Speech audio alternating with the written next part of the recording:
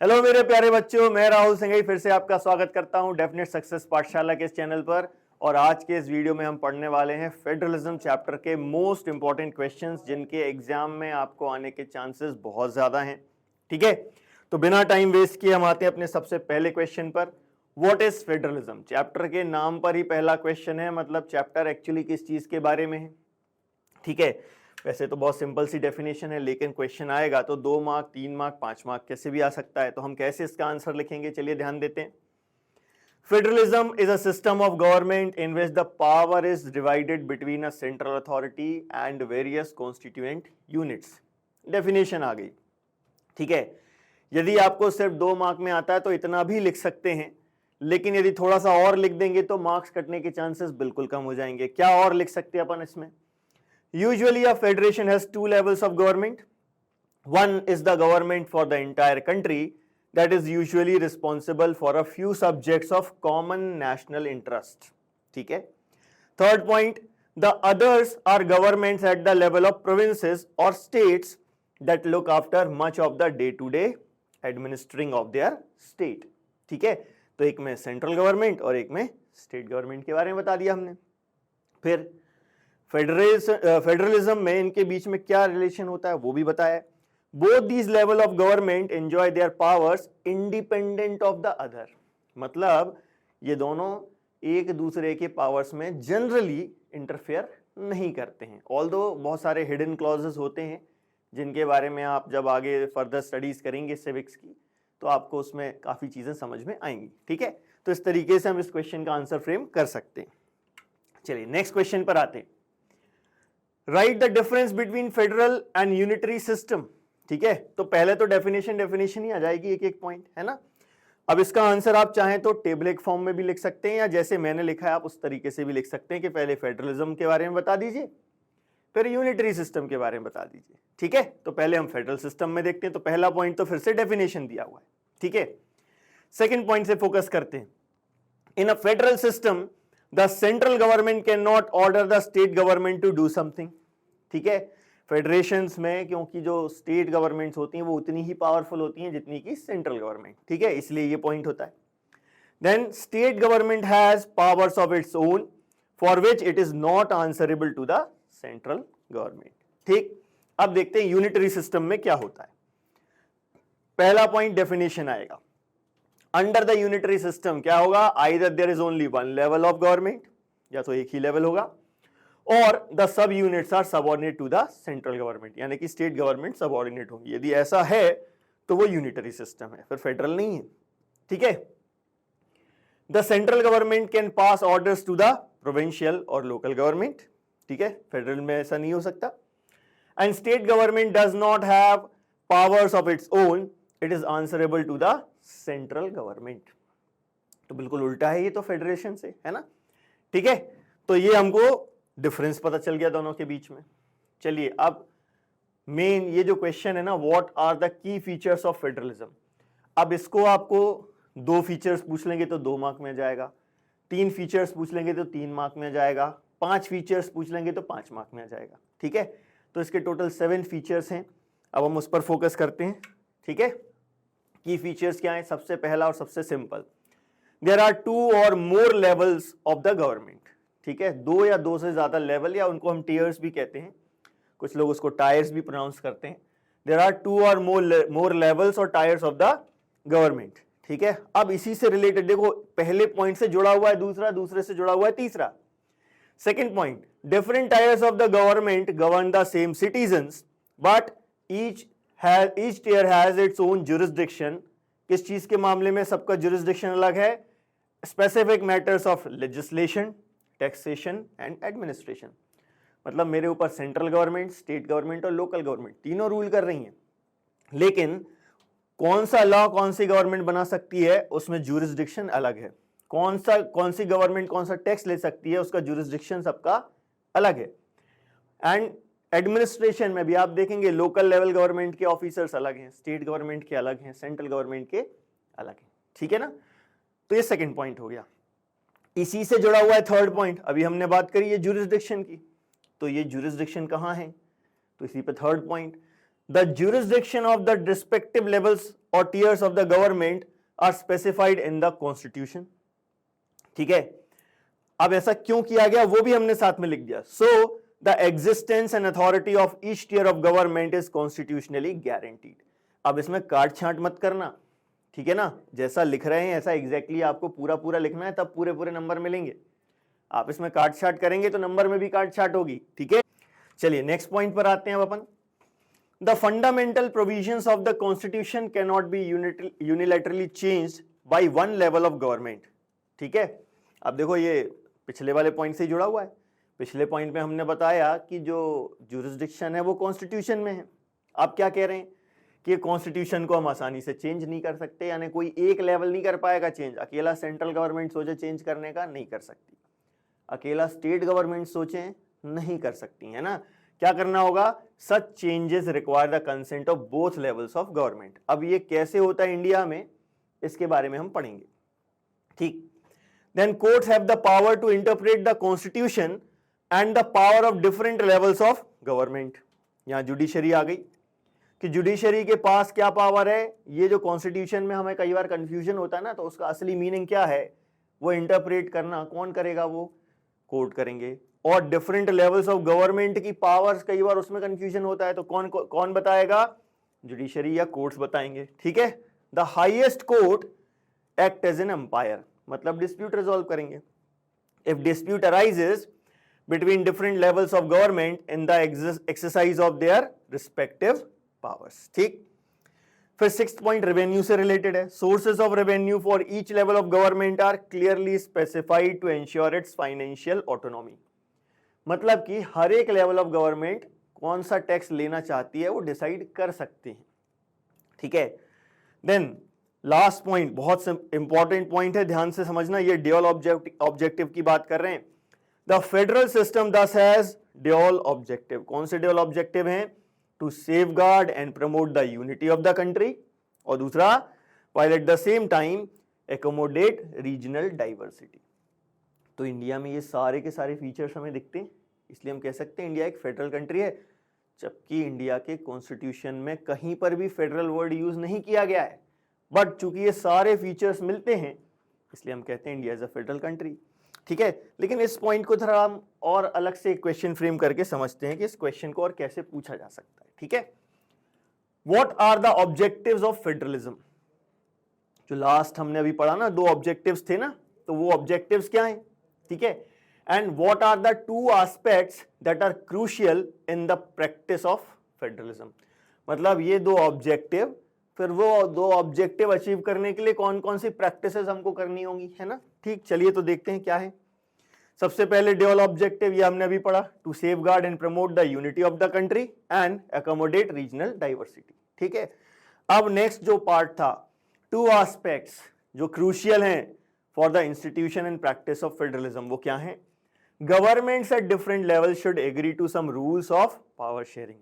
मतलब एक दूसरे पर ट्रस्ट करना होगा, रूल्स बनाने होंगे और उन रूल्स को फॉलो करना होगा। तो पहला पॉइंट क्या है, कुछ एग्रीमेंट होना चाहिए पावर शेयरिंग का, पहला पॉइंट। दूसरा क्या, they should also trust that each would abide by its part of the agreement. Trust नहीं होगा कि अपना अपना रूल फॉलो करेंगे तो फेडरलिज्म नहीं चल पाएगा, फेडरल सिस्टम नहीं चल पाएगा, है ना। तो मतलब क्या है, an ideal federal system has both aspect, mutual trust and agreement to live together.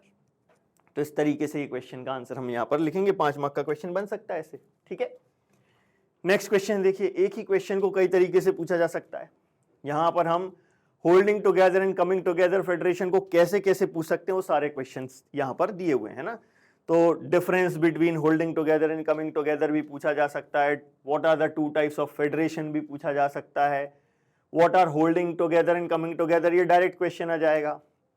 या फिर घुमा के पूछना होगा, the exact balance of power between the centre and state government varies from one federation to another, justify. तो उसमें भी यही पूछ रहे हैं। तो अपन इन सबको देख रहे हैं, ये सबके आंसर सेम होंगे। आपको सब में क्या लिखना है, holding together and coming together federation. ठीक है, तो चलिए देखते हैं। अभी हम उस पर आएंगे। थोड़ा सा पहले इंट्रोडक्शन दिया, फिर हम कमिंग टुगेदर और फिर होल्डिंग टुगेदर फेडरेशन के फीचर्स पढ़ेंगे। तो पहला क्या, जो हमने एक क्वेश्चन देखा था उस क्वेश्चन से हमने डायरेक्ट लाइन उठा ली। The exact balance of power between the central and state government varies from one federation to another. We can understand this on the basis of the following points. पहला क्या, the balance of power between the central and state governments depend mainly on the historical context in which the federation was formed। क्या history है, कैसे वो federation बनी है ना। तो अब दो तरीके से फेडरेशंस बनती हैं। तो there are two kinds of routes through which federations have been formed. ठीक है, अब आते हैं मेन अपना आंसर। पहला, कमिंग टुगेदर, इसके सारे फीचर्स पहले बता दें क्या होता है इसमें। The first route involves independent states coming together on their own to form a bigger unit so that by pooling their sovereignty यानी कि decision making power and retaining identity नहीं खोई है, they can increase their security। और ऐसा कहाँ हुआ, USA, Switzerland and Australia. यहां पर छोटी छोटी सी स्टेट्स अपनी मर्जी से एक साथ आई और एक बड़ी कंट्री बनाई। उसमें उन्होंने अपनी आइडेंटिटी नहीं खोई, ठीक है, सिक्योरिटी बढ़ा ली और डिसीजन मेकिंग पावर भी उनके पास है।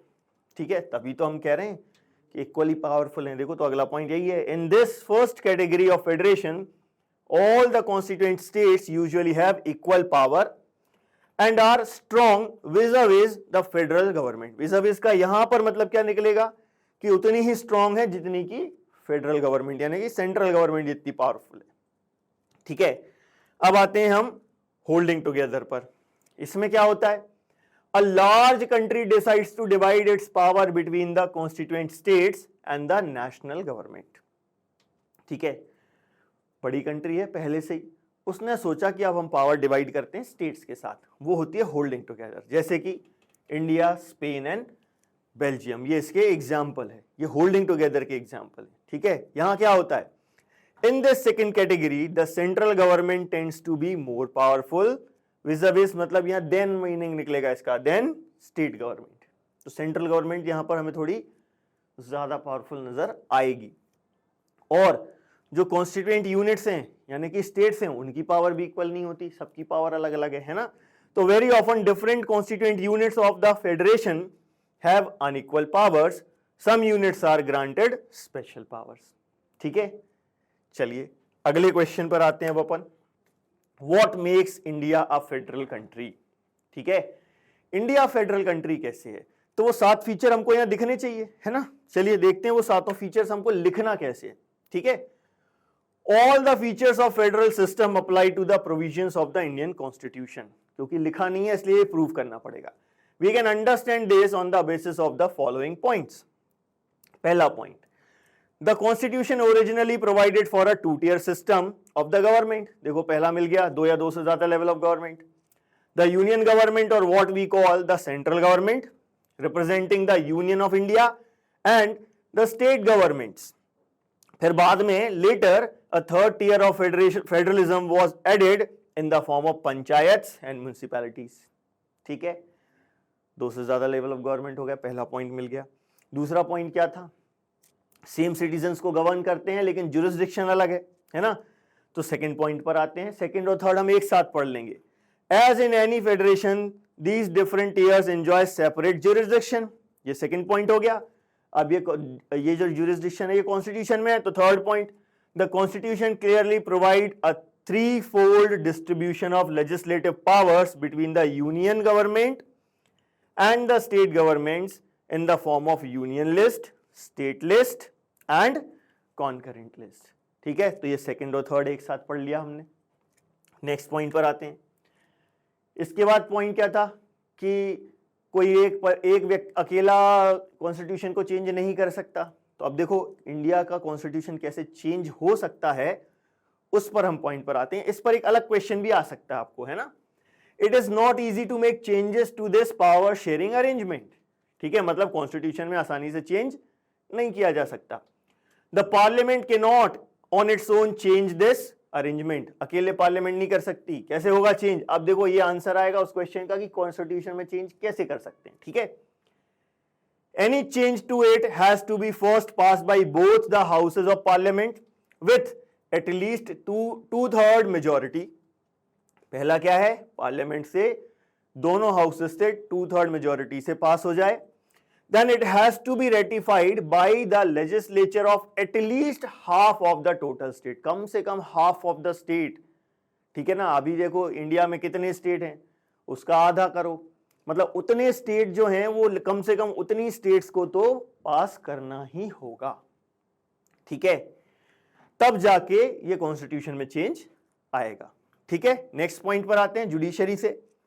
The judiciary plays an important role in overseeing the implementation of constitutional provisions. Judiciary देखती है कि कॉन्स्टिट्यूशन के जो प्रोविजंस हैं वो इंप्लीमेंट हो रहे हैं ठीक से कि नहीं, एंड प्रोसीजर्स जो हैं वो ठीक से फॉलो हो रहे हैं कि नहीं।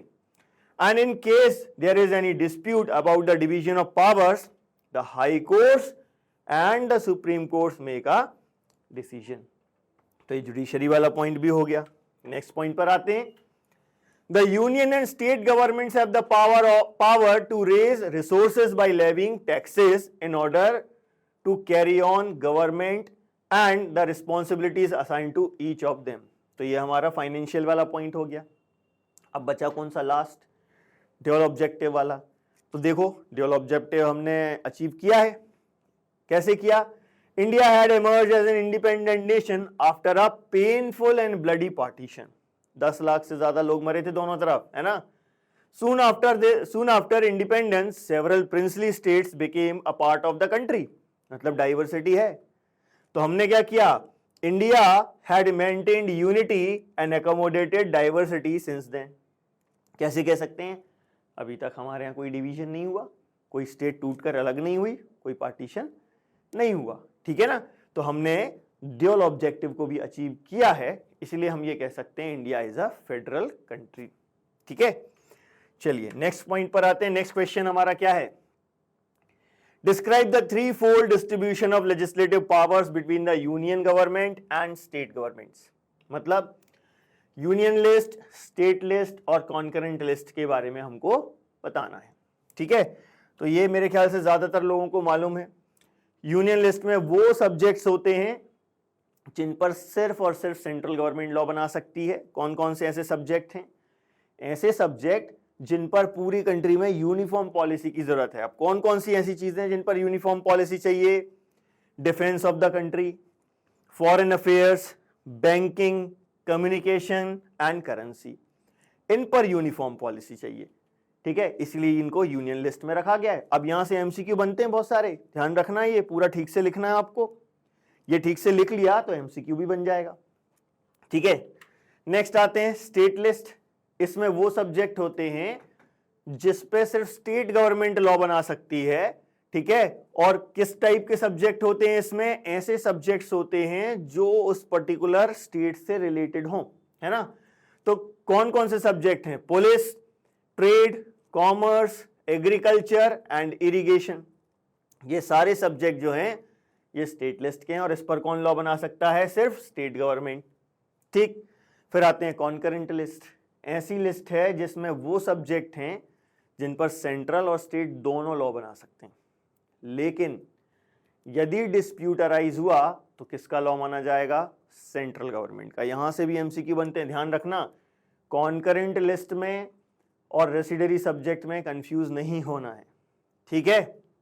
अब कॉन्करेंट लिस्ट में कौन कौन से सब्जेक्ट आते हैं?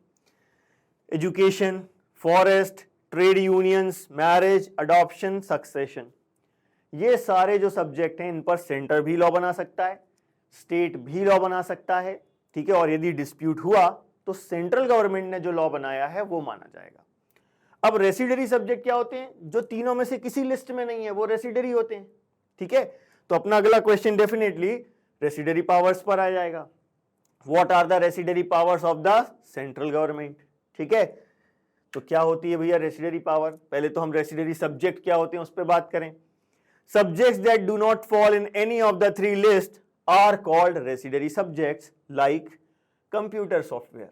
क्योंकि ये कॉन्स्टिट्यूशन बनने के बहुत बाद आया, उस समय तो ये था ही नहीं, ठीक है। तो हमारे कॉन्स्टिट्यूशन मेकर्स को मालूम था कि ऐसी कई चीजें आएंगी आगे जो अभी नहीं है और उन पर लॉ बनाने की जरूरत होगी, इसलिए उन्होंने रेसिडरी सब्जेक्ट से रिलेटेड एक लॉ ऐड कर दिया कॉन्स्टिट्यूशन में। और वो क्या था?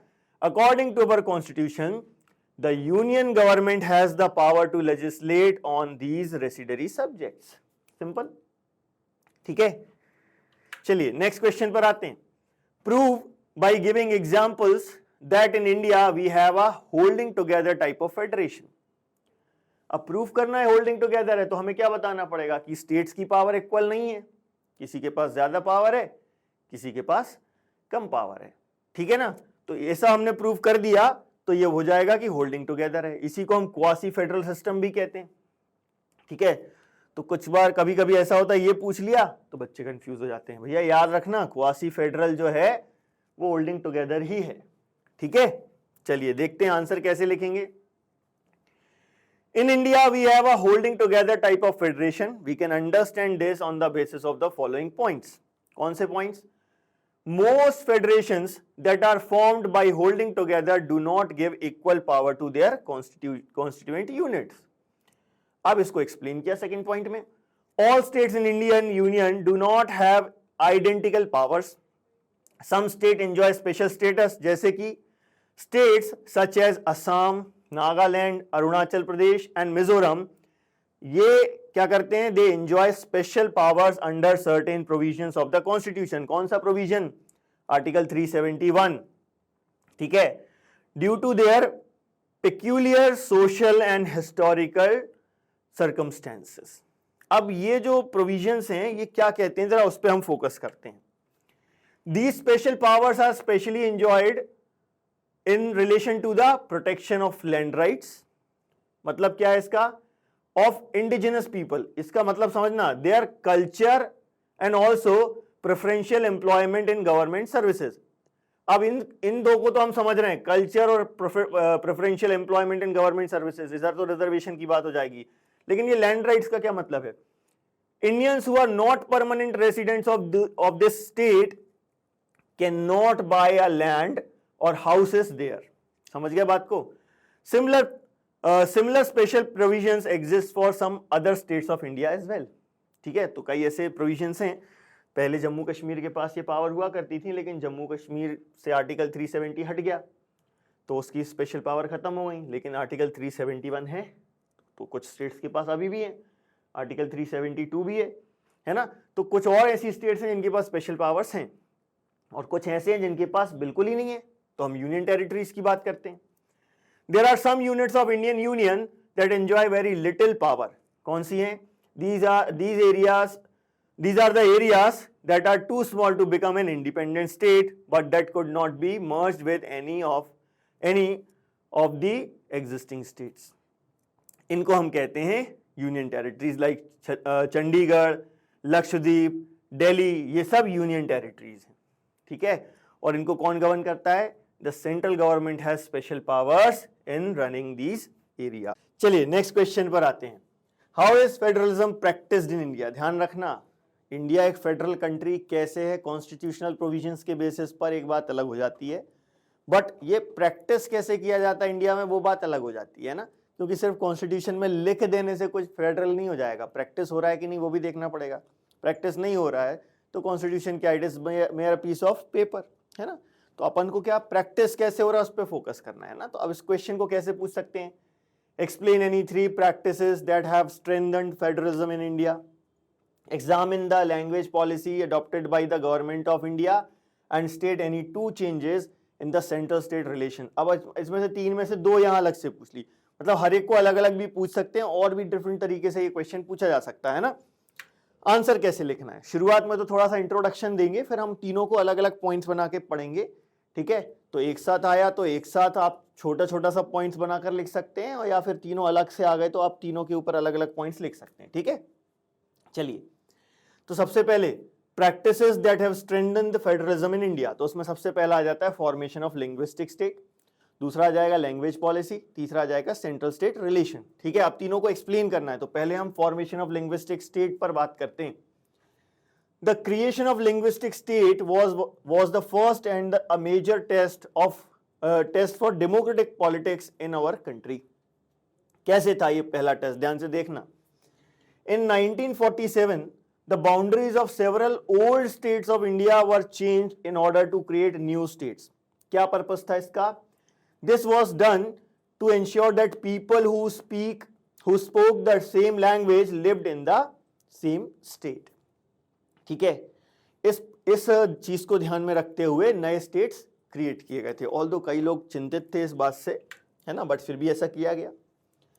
Some states were created not on the basis of language but to recognize differences based on culture, ethnicity और geography. ऐसी states कौन सी थी? These include states like Nagaland, Uttarakhand and Jharkhand. हालांकि ये काफी बाद में बने, ठीक है।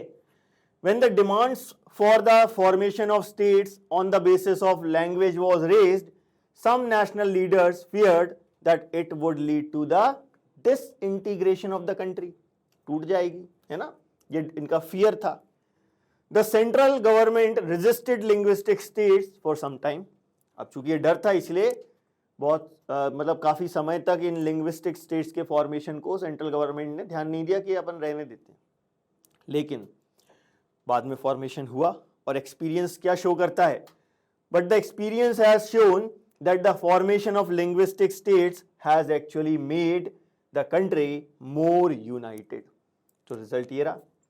It has also made administration easier, क्योंकि एक भाषा बोलने वाले एक साथ रह रहे हैं तो उनको गवर्न करना इजी हो जाता है। ठीक, सेकेंड पॉलिसी पर आते हैं। लैंग्वेज पॉलिसी बहुत इंपॉर्टेंट है, ध्यान दीजिएगा। हमने श्रीलंका जैसे नहीं किया कि एक लैंग्वेज थोप दी लोगों के ऊपर।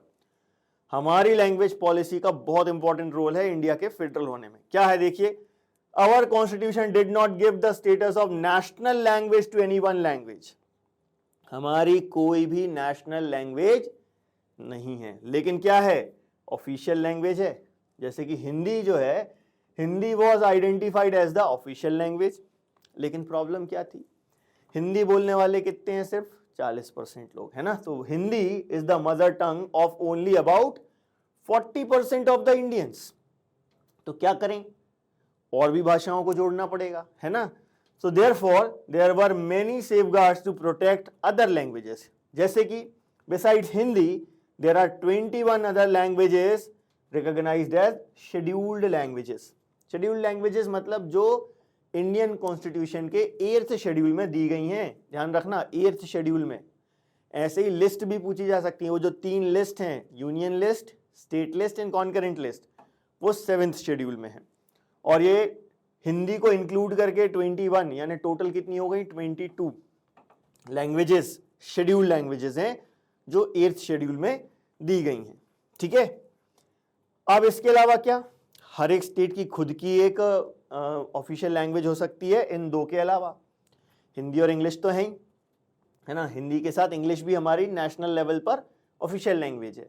लेकिन हर एक स्टेट के पास ये पावर है कि वो अपनी एक रीजनल लैंग्वेज को ऑफिशियल लैंग्वेज बना सकते हैं और ज्यादातर काम वो उसी भाषा में करते हैं। जैसे बंगाल जाओगे तो बंगाली, है ना। So states too have their own official languages. Much of the government work takes place in the official language of the concerned state, ठीक है। अब बात करते हैं इंग्लिश की, है ना। According to the constitution the use of English for official purpose was to stop in 1965। रुक जाना था, लेकिन ऐसा नहीं हुआ। क्यों नहीं हुआ? Many non-Hindi speaking states demanded that the use of English continue, especially Tamil Nadu. क्योंकि अब ब्रिटिश रूल काफी लंबे समय तक चला, तो हिंदी के कंपैरिजन में ये इंग्लिश के साथ ज्यादा कंफर्टेबल थे। तो इसलिए इन्होंने ये डिमांड करी कि इंग्लिश को एज ऑफिशियल लैंग्वेज कंटिन्यू किया जाना चाहिए। और इसके लिए वायलेंट मूवमेंट्स भी हुए, मतलब लोग सड़कों पर उतर आए, लड़ाई झगड़ा हो गया, खून बहा खूब, है ना। तो इस चक्कर में काफी लड़ाई झगड़े हुए। तो गवर्नमेंट ने देखा कि भैया इससे अच्छा है कि हम इंग्लिश को as a official language continue कर लेते हैं, इससे तो बेहतर ही है। मतलब हमारे यहाँ श्रीलंका जैसे नहीं हुआ कि जबरदस्ती हिंदी थोप दी गई, इनकी डिमांड सुनी गई। The central government responded by agreeing to continue the use of English along with Hindi for official purpose. मतलब नेशनल लेवल पर दो हैं, हिंदी और इंग्लिश ऑफिशियल लैंग्वेज। इसके अलावा हर एक स्टेट की एक ऑफिशियल लैंग्वेज, वहां की रीजनल लैंग्वेज को बनाया जा सकता है। और 22 शेड्यूल्ड लैंग्वेजेस हैं, उनको भी प्रोटेक्शन दिया गया है। मतलब आप उन 22 भाषाओं में से किसी भी एक भाषा में, जो सेंट्रल गवर्नमेंट और स्टेट गवर्नमेंट के एग्जाम्स होते हैं, स्पेशली सेंट्रल गवर्नमेंट के, स्टेट के नहीं, उनमें आप वो कोई भी एक भाषा चूज कर सकते हैं अपने एग्जाम देने के लिए, ठीक है। चलिए नेक्स्ट पॉइंट आते हैं। The promotion of Hindi continues to be the official policy of the government. Promotion अभी भी हमारी ऑफिशियल पॉलिसी है, लेकिन इंपोज नहीं कर रहे हैं। Promotion does not mean that the central government can impose Hindi on states. Impose नहीं करेंगे, प्रमोट करेंगे, ठीक है ना। Where people speak a different language. The flexibility shown by the Indian political leaders helped our country avoid the kind of situation that Sri Lanka finds itself in. ठीक है, चलिए next point पर आते हैं। Central state relations. Restructuring the central state relation is one more way in which federalism has been strengthened in practice. अब ये कैसे हुआ? पहले दोनों लेवल पर, सेंट्रल और स्टेट दोनों लेवल पर एक ही पार्टी की गवर्नमेंट हुआ करती थी, और मान लो यदि स्टेट लेवल पर किसी दूसरी पार्टी की गवर्नमेंट आ गई तो सेंट्रल गवर्नमेंट अपनी पावर का मिसयूज करती थी, उस पार्टी की गवर्नमेंट को प्रेसिडेंट्स रूल लगाकर हटा देती थी, और फिर से इलेक्शंस कंडक्ट करवाते थे, वो किसी ना किसी तरीके से जीत जाते थे, ठीक है ना। तो वही सारे पॉइंट्स अब अपन को यहां पर बताना है, ठीक है। तो कैसे हुआ? How the constitutional arrangements for sharing power work in reality depends to a large extent on how the ruling parties and leaders follow these arrangements. मतलब फॉलो कर रहे हैं तो चलेगा। तो हमारे यहाँ जो फेडरलिज्म प्रैक्टिस किया जा रहा है उसका मेन रीजन ही यही है कि हमारे यहाँ जो नेचर ऑफ डेमोक्रेटिक पॉलिटिक्स है और लीडर्स की जो विल है उसके कारण ही ये चल पा रहा है। जैसे कि देखिए, ध्यान दीजिएगा, for a long time the same party ruled both at the central and most of the states. This meant that the state government did not exercise their rights as autonomous federal units. क्योंकि दोनों जगह same party की government है, तो जो centre बोलेगा वो state करेगा. As and when the ruling party at the state level was different, the parties that ruled at the center tried to undermine the power of the state. In those days, the central government would often misuse the constitution to dismiss the state governments that were controlled by rival parties. This undermined the spirit of federalism. अब ये सब बदला कब? 1990s में, ठीक है, ध्यान दीजिएगा. All this changed significantly after 1990. क्या चेंज आया? This period saw the rise of regional political parties in many states. ठीक है, रीजनल पार्टीज जिनको आज हम स्टेट पार्टीज भी कहते हैं, है ना, in many states of the country. This was also the beginning of the era of coalition governments at the center. क्योंकि किसी भी एक पार्टी को मेजॉरिटी नहीं मिल पा रही थी, उनको कोलिजन गवर्नमेंट फॉर्म करनी पड़ रही थी और उसके लिए अलायंस फॉर्म करने पड़ रहे थे, है ना. So since no single party got a clear majority in Lok Sabha, the national parties had to enter into an alliance with many parties, including several regional parties, to form a government at the center.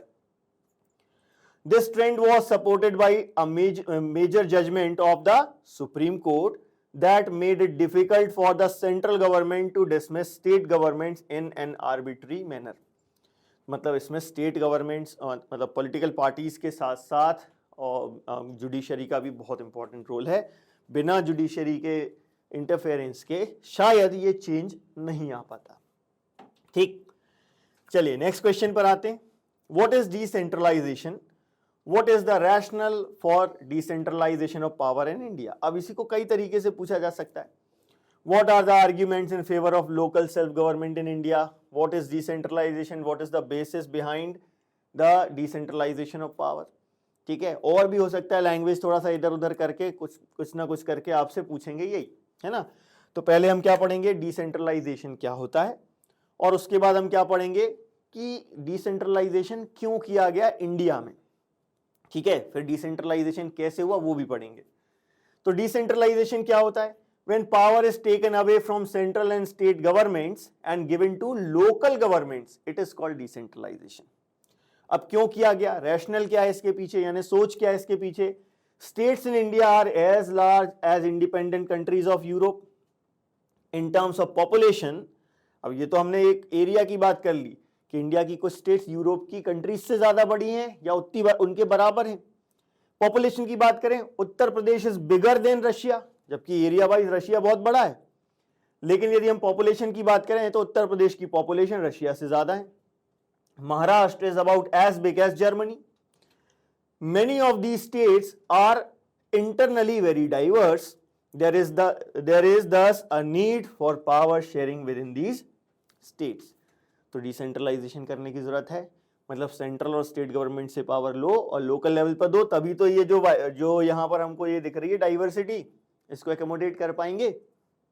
ठीक है, then federal power sharing in India needs another tier of government below that of the state governments, क्योंकि ये accommodate करना है। Thus a third tier of government resulted, जिसको हम क्या कहते हैं, लोकल गवर्नमेंट। ठीक, फिर there are a large number of problems and issues that are best settled at the local level, इसलिए डिसेंट्रलाइजेशन करना चाहिए। People have better knowledge of problems in their localities, they also have better ideas on where to spend money and how to manage things more efficiently, इसीलिए होना चाहिए। Besides, at the local level, it is possible for the people to directly participate in decision making. Central और state level पर directly नहीं कर सकते, है ना। This helps to inculcate a habit of democratic participation. ठीक है, और इससे क्या मिलेगा हमको, लोकल सेल्फ गवर्नमेंट। ये जो हमारा एम है इसको हम रियलाइज कर सकते हैं डिसेंट्रलाइजेशन के ही थ्रू, इसीलिए डिसेंट्रलाइजेशन करना बहुत जरूरी है पावर का। ठीक है, अब नेक्स्ट क्वेश्चन पर आते हैं। What were the drawbacks of local government bodies formed earlier, मतलब डिसेंट्रलाइजेशन हुआ 1992 में, उसके पहले क्या ड्रॉबैक थे, रेगुलर इलेक्शंस नहीं होते थे, पावर नहीं थी, है ना, उसी पर आएंगे। तो drawback of local government bodies formed earlier were panchayats in villages and municipalities in urban areas were set up in all the states, but these were directly under the control of the state government. जैसा state बोलेगी वैसा इनको करना होगा। फिर क्या, elections to these local governments were not held regularly, ठीक है, and local governments did not have any powers of or resources of their own, मतलब there was very little decentralization in effective terms। तो ये existence में तो थी लेकिन power और रिसोर्सेज नहीं थे, रेगुलर इलेक्शंस नहीं थे, स्टेट गवर्नमेंट के कंट्रोल में थे। तो डिसेंट्रलाइजेशन सिर्फ कहने के लिए, नाम के लिए था। ठीक है, फिर क्या चेंजेस आए 1992 में, वो है डिसेंट्रलाइजेशन। ठीक है, तो what were the constitutional provisions as per the amendment in 1992 for setting up panchayati raj in India? Describe any 4 measures taken to decentralize power in India, or discuss about the major steps taken towards decentralization in 1992। ठीक है, यहाँ 4 पूछा है, 5 भी पूछ सकते हैं, 2 भी पूछ सकते हैं, 3 भी पूछ सकते हैं। ठीक है, कैसे आंसर लिखना है। In 1992 the constitution was amended to make the third tier of democracy more powerful and effective. These amendments are, क्या हैं, it is constitutionally mandatory to hold regular elections to local government bodies, पहले जैसा नहीं होगा irregular। Seats are reserved in the elected bodies and the executive heads of these institutions for the scheduled caste, scheduled tribes and other backward classes. हम central और state government में देखते थे कि पहले सिर्फ एससी और एसटी के लिए सीट्स रिजर्व थी। ठीक है, लेकिन 1992 में ओबीसी के लिए भी सीट रिजर्व की गई लोकल लेवल पर, सेंट्रल और स्टेट पे नहीं था। अब तो खैर नेशनल और स्टेट लेवल पर विमेन को वहां भी रिजर्वेशन मिल गया, पहले सिर्फ कहाँ था, लोकल लेवल पर था, है ना। तो थर्ड पॉइंट यही है, at least 1/3 of all positions are reserved for women. लेकिन ओबीसी के लिए अभी सिर्फ लोकल लेवल पर है, सेंट्रल और स्टेट लेवल पर नहीं है, विमेन को जरूर मिल गया है। ठीक है, नेक्स्ट पॉइंट क्या चेंज आया, an independent institution called the state election commission has been created in each state to conduct panchayat and municipal elections.